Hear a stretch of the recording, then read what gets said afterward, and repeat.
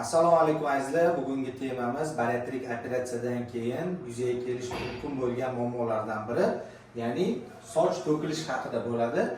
Organizmda, demak, oshqozon kichraytirilgandan keyin yetarli miqdorda ovqat, mineral modda, vitaminlar kirmagandan keyin organizmda zapas holatda to'plangan elementlar tugashi natijasida organizmda soch to'kilishi muammosi kuzatilishi mumkin.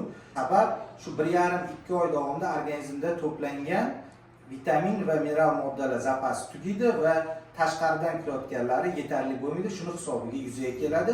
Bu qaysi vitamin va mineral moddalar? Ko'rishingiz mumkin. Vitaminlardan B7, vitamin B9, vitamin B12, D, A, E va C vitaminlari hisoblanadi. Mineral moddalardan bo'ladigan bo'lsa temir, sink, magniy, selen va kalsiy mineral moddalari hisoblanadi. Mana shu vitamin va mineral moddalarning yetishmovchiligi natijasida organizmda soch to'kilishi mumkin.